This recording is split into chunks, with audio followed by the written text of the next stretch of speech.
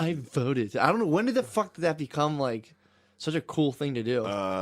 When the left needed votes. yeah. So now they made it like, this is your absolute civic duty to now it's somehow like a Coca-Cola commercial. Yeah, once the left needed votes, they were like, if you don't vote, you're fucking gay. You're fucked up.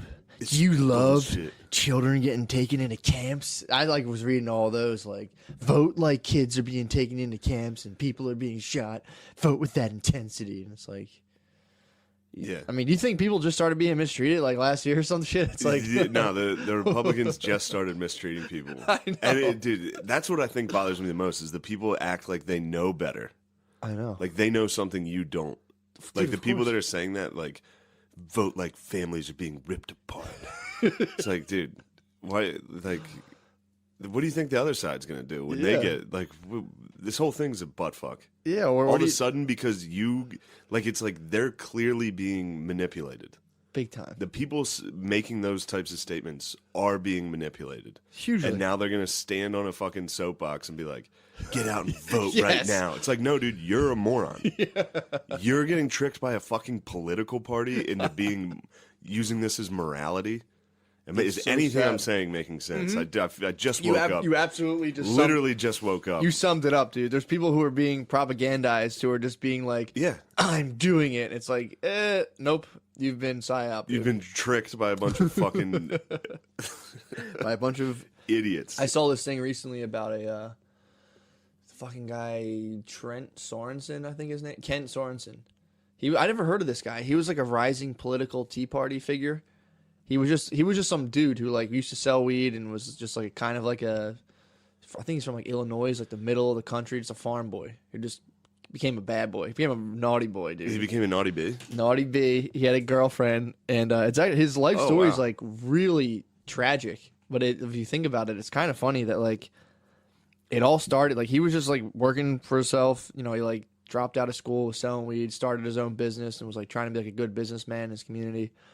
And his wife was like, we got to get out here. And like they were trying to oppose gay marriage, like back in the day. They're trying to oppose it. Yeah, Hell be like, dude, we can't let this happen. We can't like we can't ruin the fucking institution of marriage. So that's what by gay dudes butt fucking. This guy was just like basically just chilling in his house and was like, I'm not going to a stupid political rally. And his wife's like, it's all right. We are determining the future for our kids. And he's like, Jesus Christ, fine. Oh, so he went out and apparently got like mesmerized, like Trump rally effect, where he was like tied in out of the spiritual thing where he was like, yeah, dude, gay people are fucking horrible, dude. We got to stop them, dude. He started running, doing political stuff.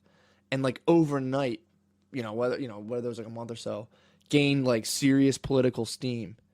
And just he like started like knocking on doors, campaigning because he went after. He was going door to door and be like, fucking gay dudes are trying to get married. Well, what happened first is he tried to go to the politicians himself and was like, we need help to stop this. And they're like, dude, get a life, you fuking loser, dude. Just let them get married.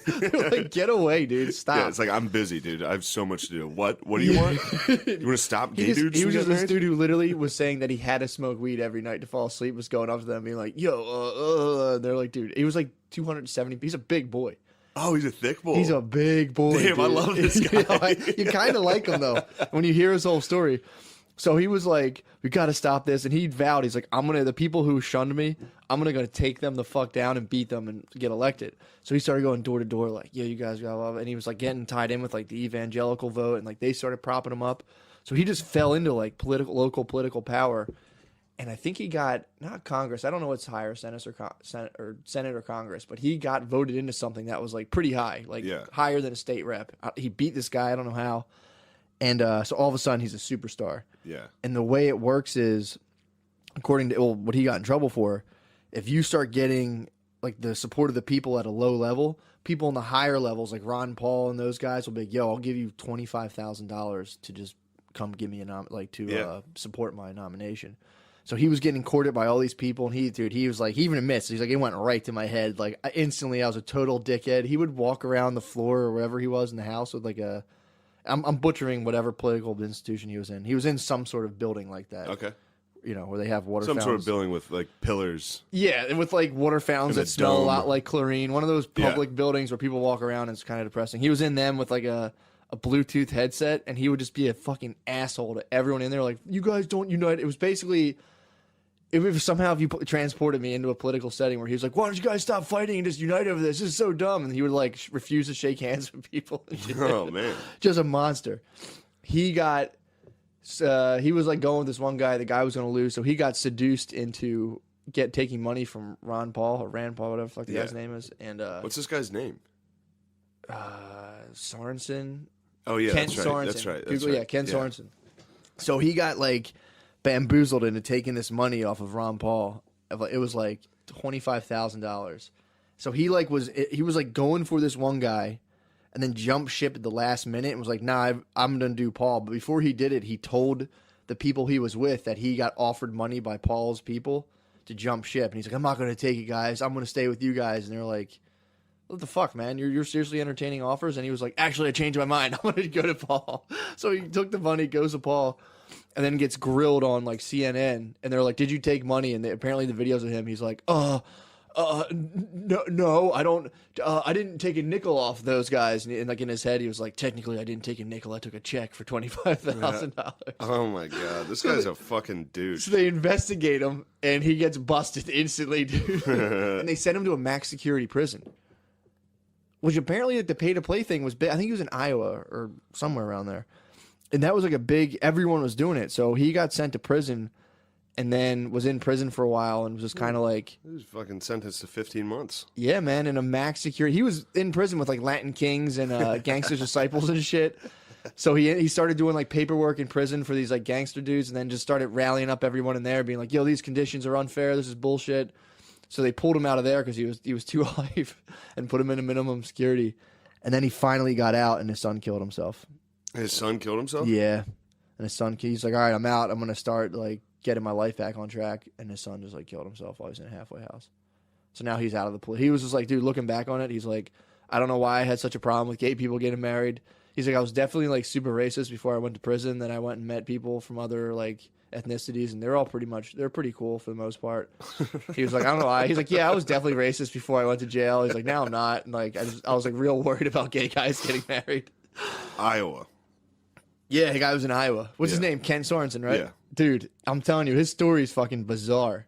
This guy's a fucking douche. Dude, he's a douche. Let me see his picture. They're all fucking dickheads. Yeah, dude. Anybody, dude. But it was so funny how this guy was on his couch. I think he was doing like property maintenance or some like just regular job. He went to a fucking rally and was all stoned and was like, "I could get into this." And just, dude, it that's ruined. He says, he goes, "Politics ruined my life." That's how I got into stand-up. I was just washing dishes, and someone was like, "Yo, you want to come to an open mic?" I was like, "Yeah, sure." I was like, "I can get into this." Next thing I know, I was like, "Gay people shouldn't be married." Any politician that goes the fucking tough guy route is a fucking pussy. Yeah. Well, like this fat fucking douche, Kent Sorensen. I'm so glad his fucking son killed himself. Oh, dude. Kent Jr., dude. Kent Jr. fucking bit the bullet just because his dad was a fat fucking pussy. This guy might listen to this podcast, dude. He's gonna come fuck you up. He's like 270 pounds. I'm fucking 270 pounds, dude. This would be a fucking battle, dude. I'll fuck him up. That'd be so funny. Big dogs. That'd be such a funny fight. If he came up, he's like, "Why'd you make fun of my son who killed himself on your podcast, you fucking asshole?" Like, fuck you, dude. You're a bullshit senator. Yeah. He said he's like, "Politics ruined my entire family." He's like, "I don't know why I thought I could get into it." He got into it, and dude, that's what I was saying before. It is such a shark-infested tank to be like, "I'm gonna get in there on my own grit." These people saw him and they're like, scoped him out, like, "Offer that piece of white trash 25 grand, we'll take him out." And like, bingo, pop, he's in jail. Dude, you can't fucking play with these dudes. They fucking crushed him. Yeah. They completely set up like I don't know what happened with that, but like, they got him the fuck out of there. Because, dude, if you're a dude who rides motorcycles and you're 270 pounds, you're like, "Yeah, I don't know why gay people are getting married." People are instantly in your community like, "Yeah, dude, I'll totally vote for you. You're the fucking man." Yeah. You should sell weed and All shit. you had to do Fuck is go door to door, and people were like, "Oh, you're big? Yeah. You're bigger than me? Yes. You're my dad. You're my dad now. I vote for you, Dad." That's what happened. And he flew too close to the sun, dude. That Classic example. White trash Icarus, dude. He is, dude. In that Iowa State Senate seat, getting a little greedy, dude. I know. And then when he was in jail, his medication, he had to get like melatonin given to him every night to go to sleep because he smokes weed every night before he goes to sleep, so like he couldn't sleep without something. So I got melatonin just to replace the usual like dose of smoking weed before going to sleep. Everything you've told me about this guy sucks. I really. His story's fascinating. All right, Like, to I'll me, check his story out. But so far, that's a story. The bullet points of him to me make this guy sound like a big fucking moron. Of course, but my thing is, in Iowa, if you just walls around your life just are secluded to the Iowa Midland, and this guy came knocking on your door, you'd be like, yeah, fuck yeah, oh fuck yeah, get out, you got my vote. Get out there, brother. If that guy walked in here right now, I'd be like, actually, I take back everything I said. You're the man. That's cool what you did. I don't think gay people should get married, dude. I'm with you.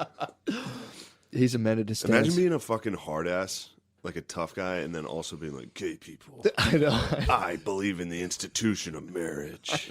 It's like, what?